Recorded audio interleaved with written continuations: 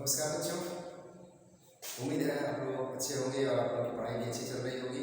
सबसे पहले तो नवरात्रि और शारदीय नवरात्रि और दुर्गा पूजा की हार्दिक शुभकामनाएं। आप लोग अच्छे से मेला घूमें और पढ़ाई भी अच्छे से करें, ठीक है। तो चलिए शुरू करते हैं। आज हमारा टॉपिक है ये इलेक्ट्रोकेमिस्ट्री में यानी कि विद्युत रसायन में आपका ये पढ़ना है विद्युत विभव और मानक विद्युत विभव का मापन।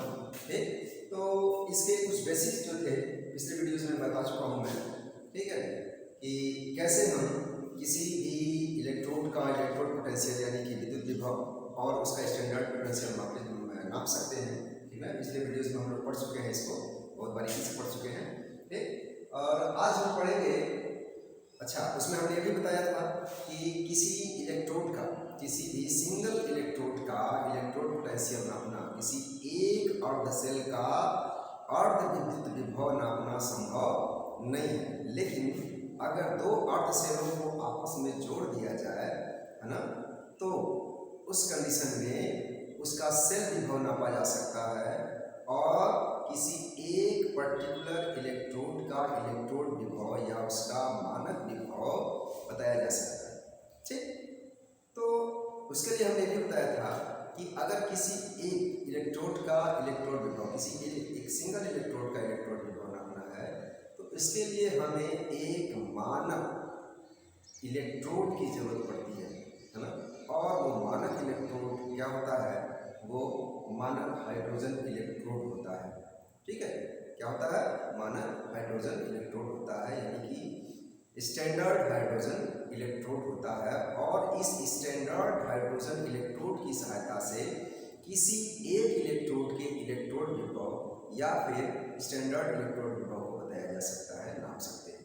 ठीक है, तो सबसे पहले हम सीखेंगे कि इस मानक हाइड्रोजन इलेक्ट्रोड का संरचना क्या होता है ना, ये कैसे बना होता है और कैसे ये काम करता है।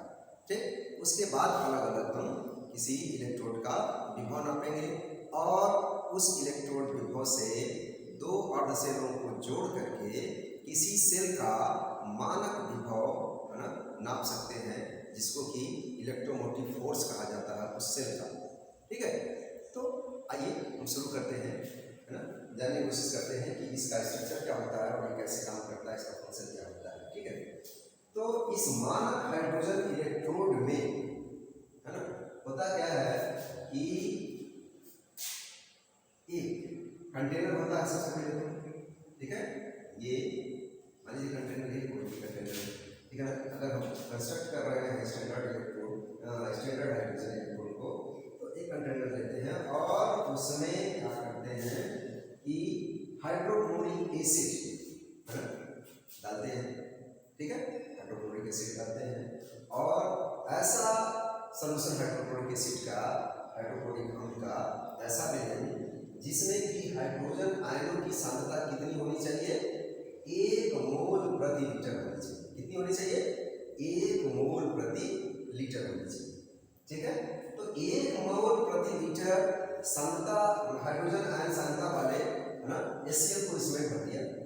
ठीक, अब क्या करते हैं कि एक ग्लास जार लेते हैं, ठीक है ना, ग्लास जैकेट लेते हैं, ठीक है ना, जिसमें इस तरह से इसको बनाया गया होता है कि इसमें एक ग्लास ट्यूब होती है अलग से, ठीक है ना, जो कि सील्ड होती है और उसमें प्लेटिनम का तार होता है। क्या होता है? प्लेटिनम का वायर होता है और इसका एक सिरा, ठीक है ना, ये एक सिरा, ये प्लेटिनम वायर मान लीजिए सी है।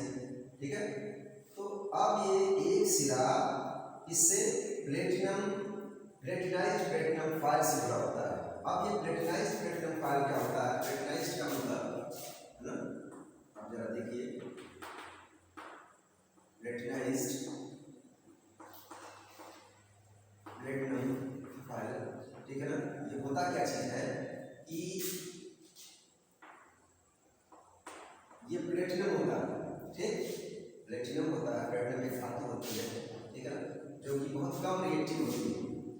ठीक है, और उस पर बारीक, है ना, बारीक पिसा हुआ यानी कि पाउडर्ड फॉर्म प्लेटिनम का परत चढ़ा होता है, उस पर लेयर लगाया गया होता है, ठीक है ना। यानी कि पाउडर प्लेटिनम इज कॉल्ड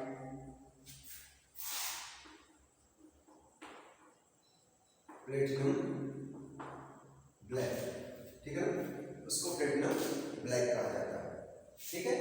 तो अब इसी प्लेटिनम में, शुद्ध प्लेटिनम के ऊपर ये पाउडर प्लेटिनम है ना की परत होती है, ठीक है, जिसको कि प्लेटिनम ब्लैक कहा जाता है, ठीक। और इसका काम क्या होता है, जरा मैं बता दूं कि इस प्लेटिनम ब्लैक का काम होता है ना, टू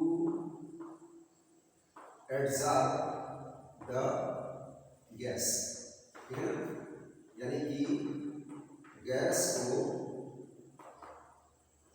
अधिशोषित करना, ठीक, अवशोषित करना नहीं, एब्जॉर्प्शन और एडजॉर्प्शन दो प्रक्रियाएं होती है, ठीक। तो अवशोषित करने का काम नहीं होता बल्कि एडजॉर्ब करता है, यानी कि उसके सतह पर ही कुछ गैसें जो होती हैं हल्का सा अवशोषित हो जाती हैं, उसको एडजॉर्प्शन कहा जाता है, ठीक है ना, उसके सरफेस पर। हालांकि ये एडजॉर्प्शन एक अलग चैप्टर है ना, जब आएगा मैं बताऊंगा। तो अब ये एडजॉर्प्शन का काम करता है प्लेटिनम ब्लैक, ठीक है। तो इसी प्लेटिनम ब्लैक से यानी प्लेटिनम फॉयल से ये प्लेटिनम का तार जुड़ा होता है, ठीक, जो कि एक अलग ग्लास ट्यूब में बंद रहता है, ठीक, और ग्लास ट्यूब सील्ड होता है निचली सतह पर, ठीक है, और इसी से प्लेटिनम तार जुड़ा होता है, ठीक। और बाहर का सिरा है ना इस ट्यूब का खुला होता है और यहाँ से तार बाहर निकला होता है, ठीक है। तो ये स्ट्रक्चर है। अब जो है यहाँ इस ग्लास जैकेट में एक अलग पोर होता है, अलग छिद्र होता है ना, जहाँ से कि हाइड्रोजन गैस इसमें भेजा जाता है, ठीक, हाइड्रोजन गैस इस ग्लास जार में भेजा जाता है, ठीक है।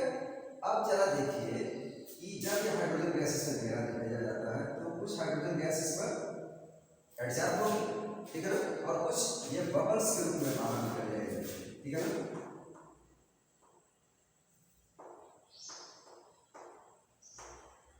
बबल्स ऑफ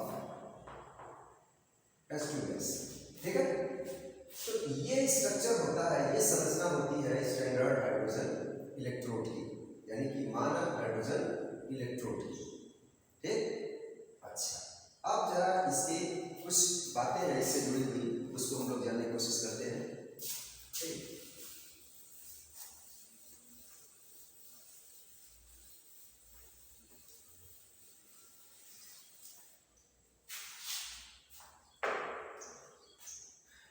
अब जब इलेक्ट्रोड पोटेंशियल नापना होता है तो क्या करते हैं, आपने गैल्वेनिक सेल के बारे में पढ़ाई है। गैल्वेनिक सेल में क्या होता है, दो हाफ सेल होते हैं, ठीक है ना, जिसमें कि दो इलेक्ट्रोड लगे होते हैं अलग अलग कंटेनर्स में, इसको कंटेनर के आंसर में ये ठीक है। और ये क्या है, साल्ट ब्रिज है, इससे जो सॉल्यूशन है वो आपस में जुड़ा रहता है, ठीक है ना। इसके बारे में डिटेल में चर्चा कर चुके हैं हम अपने पिछले वीडियो में, आप देख चुके हैं, ठीक। और इसको जब वायर से कनेक्ट करते हैं तो इलेक्ट्रिसिटी फ्लो करने शुरू होती है, ट्रांसफर करना शुरू होते हैं और आपका सर्किट पूरा होता है, ठीक है ना। तो किसी भी इलेक्ट्रोड, किसी भी सेल का जब पोटेंशियल नापना होता है, यानी कि उसका विभव नापना होता है किसी भी सेल का, है ना, तो ये दोनों इलेक्ट्रोड को आपस में जोड़ दिया जाता है, ठीक है ना।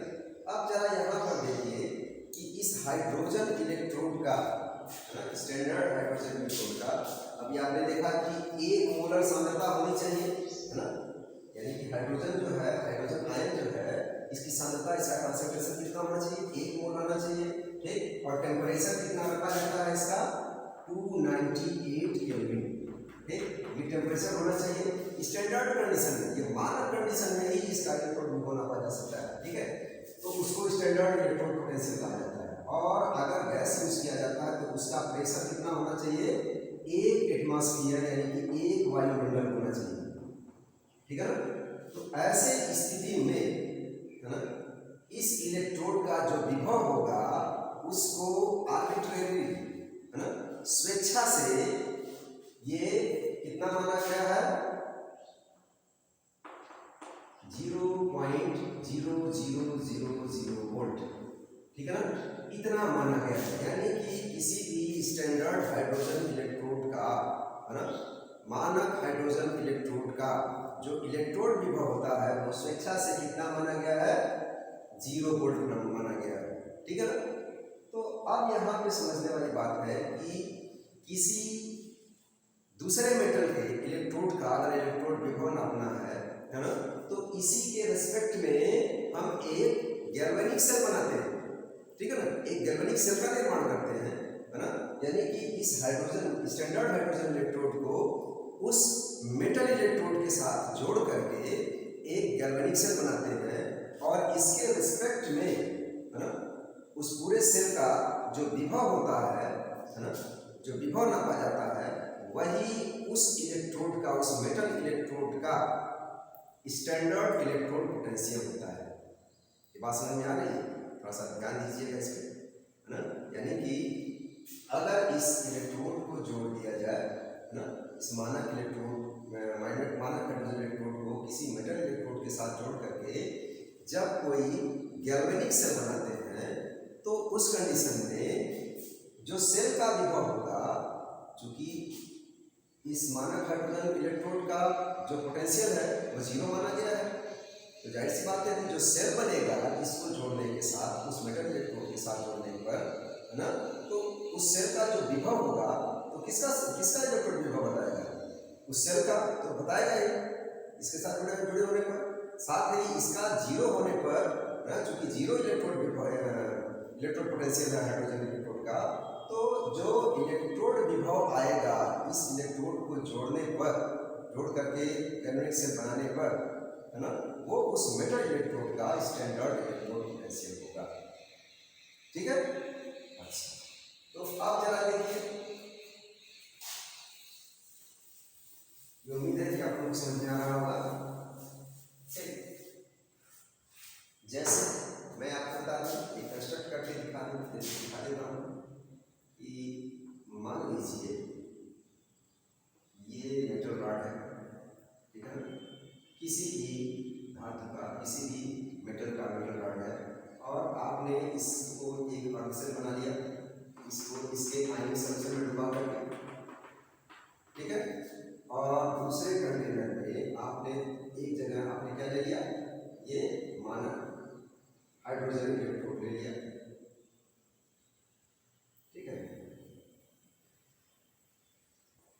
इस तरह से आपने मानक हाइड्रोजन इलेक्ट्रोड ले लिया, ठीक। समझने की कोशिश कीजिएगा और समझ में आएगा।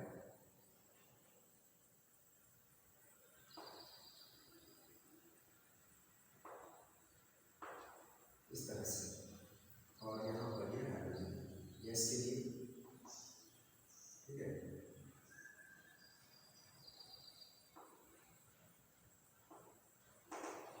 ठीक, और ये वायर निकालिए बाहर, ठीक, इसको ऐसे जोड़ दिया और यहाँ पर वोल्टमीटर या पोटेंशियोमीटर लगा दिया, ठीक है ना, और इसको आपने साल्ट ब्रिज से जोड़ दिया, ठीक। ये आपका एक पूरा गैल्वेनिक सेल बन गया, है ना। ये मान लीजिए किसी भी मेटल का, है ना, इलेक्ट्रोड है, अर्ध सेल है, ये हाफ सेल है, किसी मेटल से बना हुआ हाफ सेल है, ठीक। और ये आपका क्या है?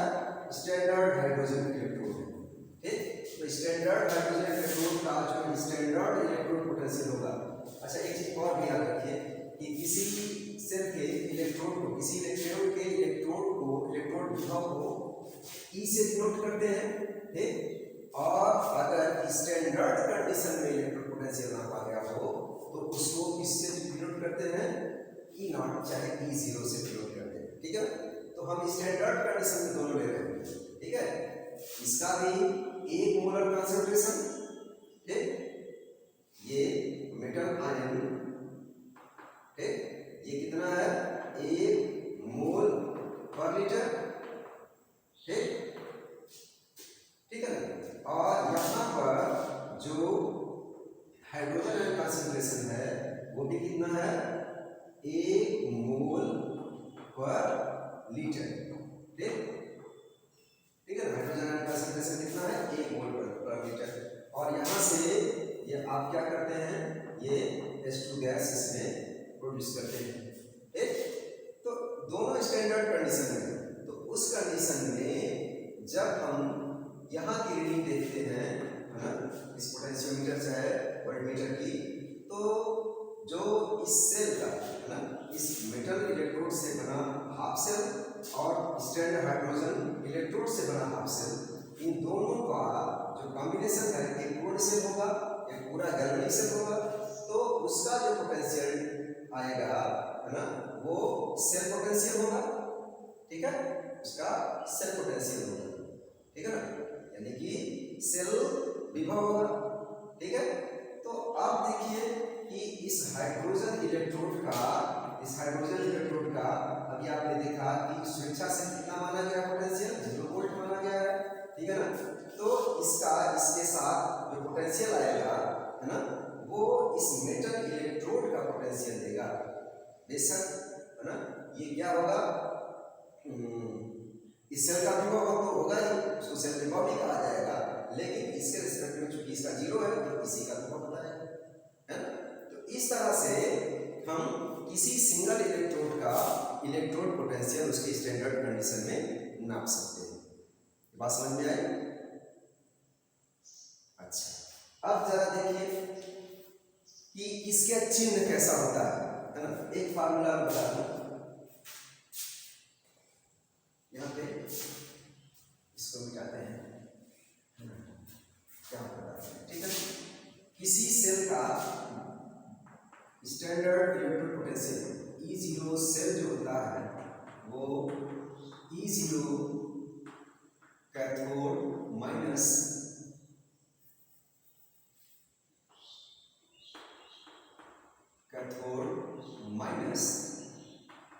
E0 एनोड होता है। ठीक है, ये फार्मूला होता है। इसी फार्मूले से हम किसी सेल का पोटेंशियल नाप सकते हैं या किसी इलेक्ट्रोड का पोटेंशियल बता सकते हैं। ठीक है ना, आपने इसका प्रक्रिया देखा, समझा। ठीक है, एक मिनट। अच्छा, तो ये प्रोसेस आपने देखा, है ना। अब जरा समझिए बात को कि जब डैनियल सेल बनाते हैं, है ना, याद करिए और पिछले वीडियोस में मेरे जाइए, पहले वीडियोस में, वहाँ पर मैंने डैनियल सेल का स्ट्रक्चर के बारे में बताया, समझाया है। ठीक, तो डैनियल सेल में मान लीजिए कि आपने ये जिंक रॉड ले लिया। ठीक, ये कौन सा जिंक रॉड है। ठीक, और ये हाइड्रोजन इलेक्ट्रोड है। ठीक है, तो इसका चिन्ह जो है इलेक्ट्रिसिटी यानी कि विद्युत धारा किस डायरेक्शन में प्रवाहित हो रही है और इलेक्ट्रॉन किस डायरेक्शन में, किस दिशा में प्रवाहित हो रहे हैं, इसके आधार पर इसका चिन्ह का निर्धारण किया जा सकता है। क्योंकि आप जानते हैं, है ना, मैंने पिछले वीडियो में भी बताया है कि जो एनोड होता है गैल्वेनिक सेल का, उस पर हमेशा क्या होता है, ऑक्सीकरण की अभिक्रिया होती है, और जो कैथोड होता है उस पर अपचयन की क्रिया होती है। ठीक, और जब ऑक्सीकरण होगा तो जाहिर सी बात है कि इलेक्ट्रॉनों का प्रवाह किधर होगा, एनोड से कैथोड की तरफ। किधर होगा, एनोड से कैथोड की तरफ। ठीक, और विद्युत धारा का प्रवाह हमेशा, ये चिन्ह परिपाटी है, चिन्ह परंपरा है कि हमेशा विद्युत धारा इलेक्ट्रॉनों के प्रवाह के विपरीत दिशा में प्रवाहित होती है। ठीक है, तो जाहिर सी बात है कि विद्युत धारा का प्रवाह किधर होगा, गैल्वेनिक सेल में कैथोड से एनोड की तरफ। ठीक, तो अगर हमें विद्युत धारा की दिशा पता हो, है ना, दिशा मालूम हो जाए, तो हम ये पता कर सकते हैं कि किस पर ऑक्सीकरण हो रहा है, किस इलेक्ट्रोड पर, और किस इलेक्ट्रोड पर अपचयन हो रहा है। ठीक, और यदि हम जान सकते हैं कि जिस पर ऑक्सीकरण होगा वो हमारा एनोड होगा और जिस पर अपचयन होगा वो हमारा कैथोड होगा। ठीक है ना, तो अब जरा देखिए कि जब इस जिंक रॉड को हाइड्रोजन इलेक्ट्रोड के साथ जोड़ते हैं तो इलेक्ट्रॉनों का प्रवाह जो होता है ना, किधर होता है, जिंक इलेक्ट्रोड से हाइड्रोजन इलेक्ट्रोड की तरफ होता है। ठीक है, जिंक इलेक्ट्रोड से हाइड्रोजन इलेक्ट्रोड की तरफ। ठीक है ना, ये फ्लो ऑफ इलेक्ट्रॉन, ठीक, इस डायरेक्शन में है, और इलेक्ट्रिसिटी किस डायरेक्शन में चलती है, विद्युत धारा इस दिशा में, है ना, फ्लो ऑफ इलेक्ट्रिसिटी, ठीक, यानी कि विद्युत धारा इस दिशा में, यानी कि हाइड्रोजन इलेक्ट्रोड से जिंक इलेक्ट्रोड की तरफ चलती है, ठीक है। तो अब जो है हाइड्रोजन इलेक्ट्रोड कौन सा काम करेगा, कैथोड का काम करेगा, और जिंक इलेक्ट्रोड किसका काम करेगा, एनोड का काम करेगा, ठीक है ना। तो हम यहाँ पे जब इन दोनों को जोड़ते हैं, है ना, जिंक इलेक्ट्रोड को हाइड्रोजन इलेक्ट्रोड के साथ जब जोड़ते हैं तो इसकी जो रीडिंग होती है वो कितनी आती है, 0.76 वोल्ट आती है, ठीक। जो इसका सेल्फ पोटेंशियल है वो कितना मिलता है, 0.76 वोल्ट मिलता है, ठीक।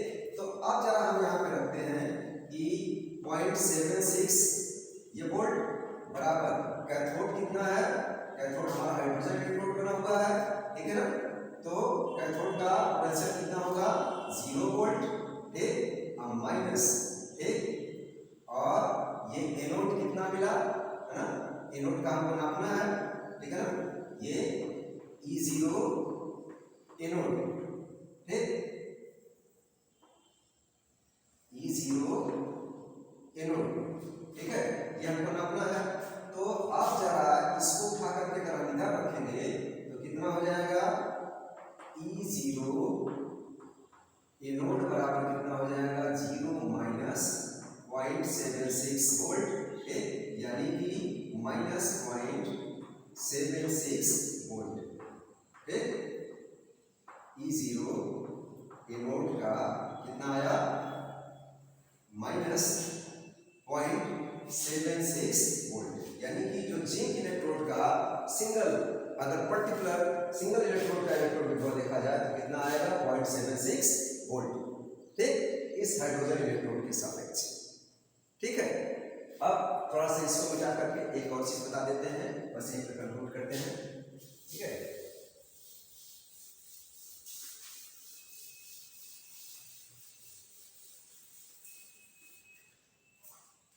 अभी आपने जिंक रॉड को देखा, ठीक है ना, और अगर यहाँ पर कॉपर रॉड ले लिया जाए, है ना, डैनियल सेल में कॉपर रॉड को अगर जिंक इलेक्ट्रोड ये हाइड्रोजन इलेक्ट्रोड के साथ जोड़ा जाए, है ना, तो अब ये फ्लो ऑफ इलेक्ट्रॉन उल्टा हो जाएगा, इधर क्या हो जाएगा, ये फ्लो ऑफ इलेक्ट्रॉन होगा और इधर क्या होगा, फ्लो ऑफ इलेक्ट्रिसिटी होगी, ठीक, और जो रीडिंग आएगी वो कितनी आती है, 0.34 वोल्ट, ठीक। जो इस कॉपर रॉड के साथ, है ना, हाइड्रोजन इलेक्ट्रोड जोड़ने पर जो गैल्वेनिक सेल बनेगा उसकी रीडिंग कितनी आएगी पोटेंशियोमीटर के द्वारा, 10.34 वोल्ट आएगा, ठीक। तो अब अगर पूछा जाए कि इस कॉपर का केवल सिंगल इलेक्ट्रोड, कॉपर का इलेक्ट्रोड विभव कितना होगा, तो उसको भी हम इसी हिसाब से नाप सकते हैं, यानी कि E0 cell equal to E0 cathode minus E0 anode. आप जरा यहाँ पर देखिए कि ये, है ना, इलेक्ट्रॉनों का फ्लो हाइड्रोजन इलेक्ट्रोड से कॉपर इलेक्ट्रोड की तरफ हो रहा है और इलेक्ट्रिसिटी का फ्लो कॉपर इलेक्ट्रोड से हाइड्रोजन इलेक्ट्रोड की तरफ हो रहा है, तो जाहिर सी बात है कि इस पर ऑक्सीडेशन हो रहा है, इस पर ऑक्सीकरण क्रिया होती है, तो ये हमारा एनोड का काम करेगा और कॉपर क्या करेगा, कैथोड का काम करेगा, ठीक है ना। तो अब जरा देखते हैं इसकी, ये कितना है, E0 से कितना मिल रहा है, 10.34 वोल्ट मिल रहा है, और कैथोड कितना है, कैथोड हमारा किसका है, हाइड्रोजन का है, ठीक है ना। कैथोड हमारा कौन सा बन रहा है, हाइड्रोजन से फ्लो कर रहा है, ये कॉपर से इधर चलेगा, हाइड्रोजन की तरफ चलेगा, ठीक है ना, फ्लो ऑफ इलेक्ट्रिसिटी। तो अब ये कितना हो जाएगा,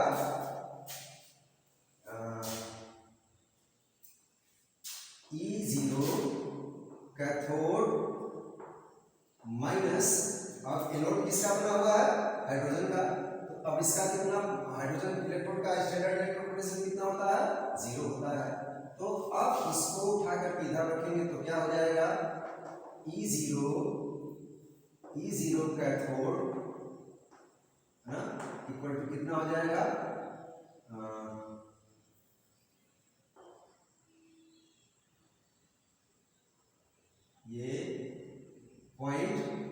0.34 वोल्ट है ना, -0 यानी कि 0.34 वोल्ट मिल जाएगा ये आपका E0 कैथोड, ठीक है ना, ये मिलेगा।